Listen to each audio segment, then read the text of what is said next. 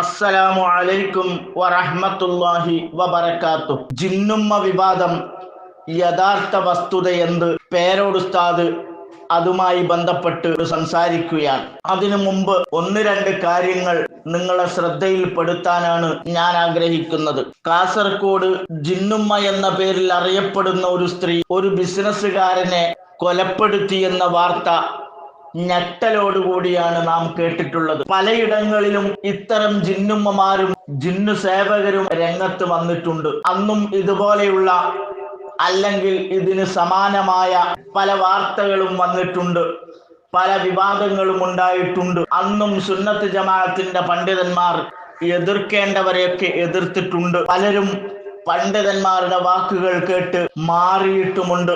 ഒരു മനുഷ്യനെ സംബന്ധിച്ചിടത്തോളം പല അസുഖങ്ങളും പല പ്രയാസങ്ങളും പ്രശ്നങ്ങളും ഉണ്ടാവും. അതിനുവേണ്ട പല പരിഹാരങ്ങളും ചികിത്സാ മുറകളുമുണ്ട്. ഇങ്ങനെയൊക്കെ പ്രശ്നങ്ങൾ ഉണ്ടാകും, പ്രയാസങ്ങൾ ഉണ്ടാകും, രോഗങ്ങൾ ഉണ്ടാകും. അതിനുവേണ്ടി ഒരു ജിന്ന് ചികിത്സാ കേന്ദ്രം തുടങ്ങണമെന്ന് സുന്നത്ത് ജമാഅത്തിന്റെ പണ്ഡിതന്മാർ ഇതുവരെയും പറഞ്ഞിട്ടില്ല. ജിന്ന് ചികിത്സക്ക് പ്രോത്സാഹനവും നൽകിയിട്ടില്ല. കേരളത്തിൽ ആദ്യമായി ജിന്ന് ചികിത്സക്ക് പ്രോത്സാഹനം നൽകിയത്, ജിന്ന് ചികിത്സ എന്ന ഒരു പ്രത്യേക ചികിത്സ കൊണ്ടുവരണമെന്നാവശ്യപ്പെട്ടത്, അതിനുവേണ്ടി ഒരു കേന്ദ്രം തുടങ്ങണമെന്ന നിർദ്ദേശം മുന്നോട്ട് വെച്ചത്, അതിനായി പ്രവർത്തിച്ചത്, മഞ്ചേരിയിലടക്കം ജിന്ന് ചികിത്സാ കേന്ദ്രമുണ്ടാക്കുകയും അവിടെ വെച്ചുകൊണ്ട് ഒരു ചെറുപ്പക്കാരനെ ചികിത്സിക്കുകയും ആ ചെറുപ്പക്കാരന് ബാധിച്ചിരിക്കുന്നത് കരൾ രോഗമാണെന്ന് ഡോക്ടർമാർ വിധി പറഞ്ഞപ്പോൾ അത് ശരിയല്ല, നിന്റെ വയറ്റിലുള്ളത് ഗണപതിയാണ്, അതാണ് ഞങ്ങൾക്ക് ജിന്ന് ചികിത്സയിലൂടെ മനസ്സിലായിട്ടുള്ളത് എന്നാണ് വിസ്ഡം ഇസ്ലാമിക് ഓർഗനൈസേഷൻ എന്ന് പറയുന്ന ജിന്നിനെ ദൈവമാക്കിയ ഒരു വിഭാഗം പുത്തൻവാദികൾ പറഞ്ഞിട്ടുള്ളത്. കേരളത്തിൽ പരിശോധിച്ചു നോക്കിയാൽ വിസ്ഡം ഇസ്ലാമിക് ഓർഗനൈസേഷൻ എന്ന സംഘടനയല്ലാത്ത ഒരു സംഘടനയും ജിന്ന് ചികിത്സാ കേന്ദ്രം കൊണ്ടുവരണമെന്നോ ജിന്ന് ചികിത്സ ഒരു പ്രത്യേക ചികിത്സാ രീതിയായോ കേരളത്തിൽ ആരും കൊണ്ടുവന്നിട്ടില്ല. ഞാൻ പറഞ്ഞു വന്നത്, ഇത്തരം ജിന്നുമ്മമാർക്കും മന്നാനിയെ പോലെയുള്ള, ഷംസുദ്ദീൻ പാലത്തിനെ പോലെയുള്ള, ഡോക്ടർ സുബൈറിനെ പോലെയുള്ള ജിന്നുപ്പമാർക്കും പ്രോത്സാഹനം നൽകിയത് മുജാഹിദ് ബാലുശ്ശേരിയെ പോലെയുള്ള, സിറാജുദ്ദീൻ ബാലുശ്ശേരിയെ പോലെയുള്ള, ഫൈസൽ മൗലവിയെ പോലെയുള്ള ജിന്നുപ്പമാരാണ്. ജിന്ന് ചികിത്സയെ സംബന്ധിച്ച് സിറാജുൽ ഇസ്ലാം ബാലുശ്ശേരി പറയുന്നതും ജിന്നുമ്മ യഥാർത്ഥ വസ്തുത എന്ത് എന്ന വിഷയത്തെ ആസ്പദമാക്കി പേരോട് ഉസ്താദ് സംസാരിക്കുന്നതും നമുക്ക് കേൾക്കാം. അതിനായി ഞാൻ വഴിമാറുകയാണ്. ജിന്നുകളുടെ ഉപദ്രവത്തിൽ നിന്നും അഥവാ ജിന്നുകളിൽ നിന്നും, വഅൈനിൽ ഇൻസാനി മനുഷ്യരുടെ കണ്ണേറിൽ നിന്നും അള്ളാഹുവിനോട് രക്ഷ തേടിയിരുന്നു. അപ്പോൾ ജിന്നുകളുടെ ശല്യമുണ്ട്. അത് വസ്വാസാകാം, അവർ ഉണ്ടാക്കി തീർക്കുന്ന വസ്വാസുകളാവാം. അതേപോലെ തന്നെ സിഹറിൻ്റെയും കണ്ണേറിൻ്റെയും ആളുകൾ പ്രവർത്തിക്കുമ്പോൾ ഉണ്ടാകുന്ന പ്രയാസങ്ങൾ ജിന്നുകളിലൂടെ ഉണ്ടാവാം. പല രോഗങ്ങളും ജിന്നുകളിലൂടെ ഉണ്ടാവാൻ സാധ്യതയുണ്ട്. ജിന്ന് ബാധയുണ്ട്. ആ നിലക്ക് പല നിലക്കുമുള്ള ഷർറുകൾ ജിന്നുകളുടെ ഭാഗത്തു നിന്നും ഉണ്ടാകും. അത്തരം ഷർറുകളിൽ നിന്ന് സൂറത്തുൽ ഇഖ്ലാസും സൂറത്തുൽ ഫലഖും സൂറത്തുൻ നാസും നീ എല്ലാ രാവിലെയും വൈകുന്നേരവും 3 തവണ ചൊല്ലുക.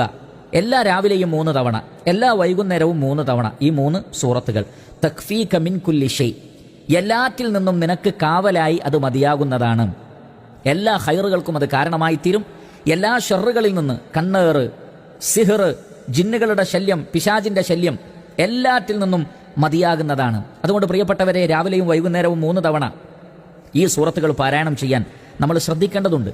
അതുപോലെ തന്നെ നമുക്ക് രോഗം വന്നാൽ, എന്തെങ്കിലും രോഗങ്ങൾ, അതേത് രോഗമാകട്ടെ, ആ രോഗം വന്നാൽ ഈ സൂറത്തുകൾ ഉപയോഗിച്ചുകൊണ്ട് മന്ത്രിക്കുക. അതേപോലെ തന്നെ കടുത്ത പരീക്ഷണങ്ങളും പ്രയാസങ്ങളും ഉണ്ടാകുന്ന സന്ദർഭത്തിലും ഈ സൂറത്തുകൾ പാരായണം ചെയ്യുക. സിഹറിനെ, കണ്ണേറിനെ, അതേപോലെ തന്നെ ജിന്നുകളുടെ ശല്യങ്ങൾ ഭയപ്പെടുമ്പോഴൊക്കെ ഈ സൂറത്തുകൾ പാരായണം ചെയ്താൽ അത് മതിയാകുന്നതാണ്. അവർ നിർഭയരായിരിക്കും. അവർ അത്തരത്തിലുള്ള പരീക്ഷണങ്ങളിൽ നിന്ന് അള്ളാഹു അവർക്ക് പ്രൊട്ടക്ഷൻ നൽകുന്നതാണ്.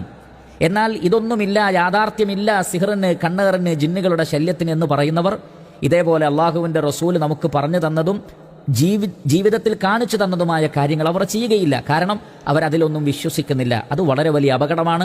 അത്തരം ആളുകളെയാണ് സിഹറും കണ്ണേറും പിശാചിന്റെ ശല്യവും ബാധിക്കാൻ കൂടുതൽ അർഹതപ്പെട്ടിട്ടുള്ളത്. അതുകൊണ്ട് സത്യവിശ്വാസികൾ ഈ വിഷയത്തിൽ മധ്യമ നിലപാടാണ്. അവർ ഇതിനെ ഒന്നും നിഷേധിക്കുന്നില്ല. അള്ളാഹുവിൽ ഭരമേൽപ്പിച്ച് അവർ നിർഭയരായിത്തീരുന്നു. അതേ സന്ദർഭത്തിൽ ഇത്തരം യാഥാർത്ഥ്യങ്ങളെ നിഷേധിക്കുന്ന വിഡ്ഢികളുമല്ല അവർ. അതുകൊണ്ട് ഈ ഒരു നിലപാടാണ് നാം സ്വീകരിക്കേണ്ടത്. അപ്പോൾ സിഹറിനെ, കണ്ണേറിനെ, ജിന്നുകളുടെ ശല്യത്തെ ഭയപ്പെട്ടാൽ ഈ 2 സൂറത്തുകളെ മുറുകെ പിടിക്കുക. നേരത്തെ പറഞ്ഞ സന്ദർഭങ്ങളിലൊക്കെ പതിവായി എല്ലാ ദിവസവും നമ്മൾ ഇത് ചൊല്ലുന്നവരാണെങ്കിൽ പിശാചുക്കളുടെ ശല്യത്തിൽ നിന്നും മറ്റും നമുക്ക് കാവൽ ലഭിക്കുന്നതാണ്. ചെക്കിയാട് പണ്ടുണ്ടായിരുന്നു ഒരു സ്ത്രീ, അവളിങ്ങനെ അത്ഭുതം പറയന്നെ, അത്ഭുതം കാണിക്കന്നെ. അപ്പോ ഇവിടെ വന്ന് നമ്മുടെ ഈ കഴിഞ്ഞ ആഴ്ച മരിച്ചുപോയ അബ്ദുറഹ്മാൻ മുസ്ലിയാരുണ്ട്, ചെക്കിയാട്. അദ്ദേഹത്തിന്റെ പേരക്കുട്ടിയായ ആദിൽ നമ്മള് മുത്തവ്വല് പഠിക്കുന്നുണ്ട്. അല്ലാഹു സുബ്ഹാനഹു വ തആല അദ്ദേഹത്തിന് സ്വർഗം കൊടുക്കട്ടെ. അദ്ദേഹവും കമ്മിറ്റിക്കാരെല്ലാവരും കൂടി ചെക്കിയാട്ടുകാർ ഇവിടെ വന്നിട്ട് എന്നോട് പറഞ്ഞു, നമ്മളെ നാട്ടിൽ ഒരു സ്ത്രീ ഇപ്പൊ ഇങ്ങനെ അത്ഭുതം പറയുന്നു. അത്ഭുതം തന്നെ, ആ പെണ്ണ് ഒരു മരുന്നിന്റെ പേര് പഠിച്ചിട്ടില്ല. ഇപ്പൊ അവളിങ്ങനെ കാണാതെ മരുന്നിന്റെ പേരൊക്കെ എഴുതി കൊടുക്കുകയാണ്, മരുന്നൊക്കെ എഴുതി കൊടുക്കുകയാണ്. ഭയങ്കര അത്ഭുതമാണ്. ആൾക്കാരൊക്കെ അങ്ങനെ നിറഞ്ഞു വരികയാണ്. എന്താ എങ്ങനെ സംഭവിച്ചതറിയില്ല. ഇവളിപ്പോ പെട്ടെന്ന് ഔലിയായോ എന്തെന്നായി സംഭവം? ഞാൻ പറഞ്ഞു ഏതോ ഒരു ജിന്നുണ്ടാവും, നമുക്ക് ശരിയാക്കാതെ. ഞാൻ പോയിട്ട് എന്ന് പറയുന്ന സൂറത്തുൽ ജിന്ന് ഓതിയിട്ട് വളരെ നല്ല നിലക്ക് വിഷയങ്ങൾ വിവരിച്ചു കൊടുത്തു. ഇബ്നു അബ്ബാസ് റളിയല്ലാഹു അൻഹുവിന്റെ കോലത്തിൽ മുജാഹിദ് റളിയല്ലാഹു അൻഹുവിന്റെ അടുക്കൽ, മുജാഹിദ് റളിയല്ലാഹു അൻഹു ഇബ്നു അബ്ബാസ് റളിയല്ലാഹുവിന്റെ ശിഷ്യനായ ഒരു വലിയ ഇമാമാണ് കേട്ടോ. ഇനിയിപ്പോ അതാരെങ്കിലും മുറിച്ചിട്ട് ഇതാ പേരോട് മുജാഹിദ് റളിയല്ലാഹു അൻഹു പറയാൻ തുടങ്ങിയിരിക്കുന്നു എന്നൊന്നും പറയണ്ട. അപ്പോ മുജാഹിദ് റളിയല്ലാഹു അൻഹുവിന്റെ അടുക്കൽ മുജാഹിദ് റളിയല്ലാഹു അൻഹു തന്നെ പറയുന്നുണ്ട്, മൂപ്പര് നിസ്കരിക്കാൻ നിൽക്കുമ്പോ സ്വന്തം ഉസ്താദിന്റെ കോലത്തിൽ വന്നിട്ട് ഇങ്ങനെ നിൽക്കുക. അപ്പൊ നിസ്കാരം ആകെ കല്ലത്താവൂല. പണ്ടങ്ങാ വഫാത്തായി പോയ ഉസ്താദ് വന്നിട്ട് അടുത്ത് നിന്നാല് നിസ്കാരത്തിൽ ശ്രദ്ധ വരില്ലേ. അപ്പോ ഇങ്ങനെ കണ്ടപ്പോ ഞാൻ എന്ത് ചെയ്തു, ഉസ്താദ് ഇബ്നു അബ്ബാസ് എന്നെ മുമ്പ് എന്നോട് പറഞ്ഞിട്ടുണ്ട്, ഈ ജിന്നിനെ പേടിക്കേണ്ടതൊന്നുമില്ല, നല്ല ധൈര്യത്തിന് നിൽക്കണോ. അങ്ങനെ ഞാൻ എന്ത് ചെയ്തു, ഞാൻ അല്ലേ നല്ലൊരു കത്തി കൊണ്ടുപോയിട്ട് നിൽക്കുമ്പോ അടുത്തവിടെ വെച്ചു. അതാ വരുന്ന ചങ്ങായി അടുത്ത ഘട്ടം എത്തിയപ്പോ ഞാൻ എന്ത് ചെയ്തു, ഞാൻ ഉടനെ അതാ فذكرت قول ابن عباس وجعلت عندي سكينا فتزين لي فحملت عليه فطعنته കാത്തി കൊണ്ട് ഒറ്റ കുത്തു കൊടുത്തു ഉസ്താദിനല്ലോ, ഉസ്താദിന്റെ കോലത്തിൽ വന്ന ജിന്നിനെയാണ്. ഒരൊറ്റ കുത്തു കൊടുത്തു ഞാന്. ഒരൊറ്റ വീഴല. പിന്നെ ആ സാധനത്തിന് ഞാൻ ഫലം മറന്നു പോയതു. പിന്നെ ഞാൻ സാധനം കണ്ടിട്ടില്ല. അപ്പൊ ജിന്നുകള് പല കോലത്തിലും വരും, പറ്റിക്കോ, അങ്ങനെ പല പരിപാടി. ഈ ജിന്ന് പലതും പറഞ്ഞു. അവസാനം ചുരുക്കി പറഞ്ഞാൽ അന്ന് ഞാൻ പ്രസംഗം കഴിഞ്ഞ് ഞാനിങ്ങ് പോകുന്നു. പിറ്റേ ദിവസം ചെക്കിയാട്ട് അവിടുത്തെ മഹല്ല് കമ്മിറ്റിയുടെ ആൾക്കാരും അബ്ദുറഹ്മാൻ മുസ്ലിയാരൊക്കെ വിളിച്ചിട്ട് പറയുന്നു, നിങ്ങളൊന്ന് കാണണമെന്ന് പറയുന്നുണ്ട്. ഈ ജിന്ന് ഈ പറഞ്ഞ പെണ്ണും അവളെ ഭർത്താവും ഒന്ന് കാണണമെന്ന് പറയുന്നുണ്ട്. ഞാൻ ചോദിച്ചു, എന്തേ അവർ മാറിയോ? അവർ ഇന്നത്തെ പ്രസംഗം പുരയിലിരുന്നിട്ട് നന്നായി ശ്രദ്ധിച്ചു കേട്ട് അപ്പൊ അവർക്ക് മനസ്സിലായി ഇത് ജിന്ന് പരിപാടിയാണെന്ന്. അവർക്കെന്നെ തിരിഞ്ഞിട്ടില്ല, ജിന്ന് പരിപാടിയാന്ന് മനസ്സിലായി. അവരതിൽ നിന്ന് തൗബ ചെയ്ത് നന്നാവണമെന്നുണ്ട്, അവർക്ക് നിങ്ങളെ കാണണമെന്നുണ്ട് എന്ന് പറഞ്ഞു. അവന്റെ ഓള് വരണ്ട, അയാൾ വന്നോട്ടെ എന്ന് പറഞ്ഞു. അങ്ങനെ ഭർത്താവും നാട്ടുകാരും കമ്മിറ്റിക്കാരും എല്ലാം വന്ന്, ഇവിടെ ഇപ്പൊ ചെക്കിയാട്ടുകാരും ഉണ്ട്, പാറക്കുടക്കാരും ഉണ്ട്, ആൾ അഡ്രസ്സൊക്കെ വേണമെങ്കിൽ പറയാൻ കഴിയും എനിക്ക്. അങ്ങനെ എല്ലാവരും അങ്ങനെ വന്നിട്ട് എൻ്റെ അടുത്തൊരു ചെറിയ പുസ്തകം, ആ ഭർത്താവ് എൻ്റെ അടുത്തൊരു ചെറിയ പുസ്തകം തന്നു. പുസ്തകം നോക്കുമ്പോൾ എന്താണ്, വടകര തരീക്കത്ത് എന്ന് പറഞ്ഞ് കുത്തിരിക്കുന്ന ഒരു തങ്ങളുണ്ട്. തങ്ങളായതുകൊണ്ട് ഹിദായത്ത് കിട്ടിക്കൊള്ളുന്നില്ലല്ലോ. വടകര തരീക്കത്ത് എന്ന് പറഞ്ഞിരിക്കുന്ന ഒരു തങ്ങളുണ്ട്. ഈ തങ്ങളെ പരിപാടി ഞാൻ മുമ്പ് ഒരു കാലത്ത് ഞാനിങ്ങനെ സ്ക്രീനിലിട്ട് കാണിച്ചിട്ടുണ്ട്. പെൺകുട്ടികൾ വരുമ്പോൾ മണത്തിങ്ങനെ വിടല. അപ്പോ ഈ തരീക്കത്ത് തങ്ങള്, ഈ വടകര തരീക്കത്തിന്റെ തങ്ങളെടുത്ത് ഇവര് ചെന്നപ്പോ ഇയാൾ എന്ത് ചെയ്തു, എന്തല്ലോ ചെല്ലുവും കൊടുത്തു എന്നാ പറഞ്ഞു. ആ ചെല്ലുവും കൊടുത്ത പുസ്തകമാണ് എന്റെ അടുത്ത് കൊണ്ടുവന്ന് തിരിച്ചു തരുന്നത്. അതിലിടക്ക് ബഹുമാനപ്പെട്ട പാനൂർ തങ്ങളുടെ ഉപദേശവും അവർക്ക് കിട്ടിയിട്ടുണ്ടെന്നാണ് മനസ്സിലാക്കുന്നത്. പാനൂർ തങ്ങൾ താഹത്തങ്ങൾ അമോശ, പാനൂർ തങ്ങൾ വലിയ ആലിമായിരുന്നു. മൂപ്പര് അടുത്ത് അവർ പോയി എന്നും ഞാൻ കേട്ടിട്ടുണ്ട്. എന്തോ ആകട്ടെ, സംഭവം ഏതായിരുന്നാലും വന്ന് അതെന്റെ അടുത്ത് തിരിച്ചു വന്നു. ഇപ്പോഴും എന്റെ അലമാരി തരുന്നാൽ ചിലപ്പോ ആ ഷെയ്ഖ് കൊടുത്ത പുസ്തകം എന്റെ അടുത്ത് ഉണ്ടാവും ഞാൻ വിചാരിക്കുന്നത്. അപ്പൊ അങ്ങനെയൊക്കെ ആളുകൾ തെറ്റിദ്ധരിച്ച് കുടുങ്ങിപ്പോകും. അത്ഭുതം കാണുമ്പോൾ കുടുങ്ങിപ്പോ. അങ്ങനെയാണ് പല തെരീകത്തിനും പലരും പെട്ടുപോകും. തെരീകത്തൊന്നും അല്ലത്, തെരീകത്തിന് കുഴപ്പമൊന്നുമില്ല, ഇതൊക്കെ വ്യാജ തെരീകത്തുകളാണ്. അപ്പൊ അതിലൊക്കെ പെട്ടുപോകുന്നത്. അതുകൊണ്ട് നല്ലോണം ജനങ്ങൾ മനസ്സിലാക്കണം, ആലിമീങ്ങളെ പിന്തുടർന്ന് ജീവിക്കണം. ആലിമീങ്ങൾക്ക് അതിന്റെ നെല്ലും ബദിലും അറിയും. ആലിമീങ്ങൾ ചോദിച്ചിട്ട് എല്ലാ കാര്യവും ചെയ്യണം. അതാണ് ലവാഖിഹിൽ ഇമാം സൂത്ത് റളിയല്ലാഹു അൻഹു, ഇമാം ഷഅറാനി റളിയല്ലാഹു അൻഹു ഉദ്ധരിച്ചത് കാണാം.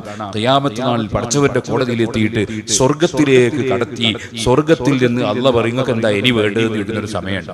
അപ്പോ ജനങ്ങള് മുഅ്മിനീങ്ങൾ പറയും അല്ലാ ഇപ്പൊ പെട്ടെന്ന് പറയൂല, എന്തേ ഇപ്പൊ പറയൂല, ഞങ്ങളത് ആലിമീങ്ങളോട് ചോദിക്കട്ടെ, ഞങ്ങളെ സ്വർഗത്തിലെത്തിയത് ആലിമീങ്ങളാണ്, ആലിമീങ്ങളോട് ചോദിക്കട്ടെ എന്താ വേണ്ടത്, ഞങ്ങളെന്താ മറുപടി പറയേണ്ടത്, എന്നിട്ട് പറയാന്ന് പറയാം.